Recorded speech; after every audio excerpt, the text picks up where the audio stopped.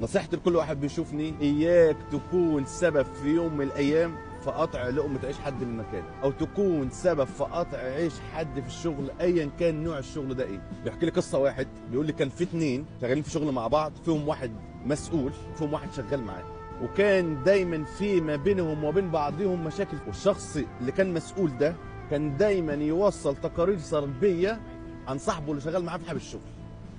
كان يصوره وهو بيتكلم في التليفون ويبلغ صاحب الشغل، كان يصوره وهو بيصلي ويبلغ صاحب الشغل. فضل وراه صاحبه لما خلى صاحب الشغل قال له خلاص احنا هنمشيه. خلاص جاب اخره واتشحن من الشخص ده لدرجه ان قال للراجل المسؤول ده خلاص احنا هنمشي الراجل ده، مش عايزينه تاني معانا. وبالفعل بلغوا الشخص التاني ان انت خلاص مالكش معانا مكان. في الشخص ده عرف ان صاحبه اللي كان مسؤول معاه هو السبب في قطع لقمه عيشه من المكان ده. طبعا الواحد اللي شغال مننا في مكان هو عنده زحمه كبيره جدا في حياته، وعنده التزامات وعنده مصاريف بيت وعنده اقساط عليه وعنده جمعيات، ويطلع اكيد صدقه كل شهر الناس محتاجه، بيطلع حاجات لله، بيعمل حاجات كتيره. يعني عنده حاجات كتيره في حياته ما يقدرش يستغنى عنها، وما يقدرش يستغنى عن الشغل بتاعه في يوم من الايام ويبص يلاقي نفسه هو ما عندوش اي حاجه.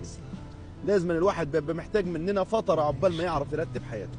ولكن كان في اليوم ده هيسيب الشغل، والشخص ده رايح منبهر وبيبلغه ان انت خلاص اخر يوم ليك معانا. من هنا بدات النقطه.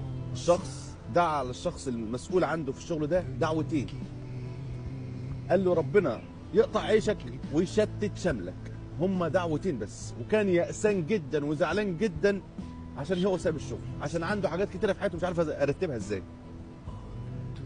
ويشيء القدر والشخص ده يسيب الشغل ويروح يقعد في السكن، وتلف الايام في خلال شهر لقدام، وشخصه المسؤول في الشغل ده صاحب الشغل يقول له احنا كمان انت مش عايزينك معانا.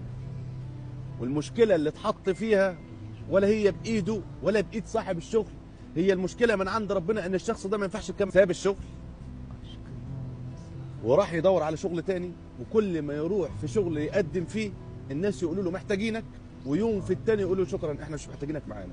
يعني سبحان الله، ربنا بيوصله لحد بدايه الشغل وبعد كده يلاقي نفسه الناس مش محتاجاه معاه في الشغل. فهنا هو تشتيت الشمل. كل ما يروح في شغل وربنا يوفقه فيه يقعد فيه يوم والتاني ويبلغوه يقولوا احنا مش محتاجينك. فضل على الوضع ده ما يقلش عن شهر، فافتكر صاحبه اللي كان هو السبب في قطع لقمه عيشه، سأل عليه وراح سكنه.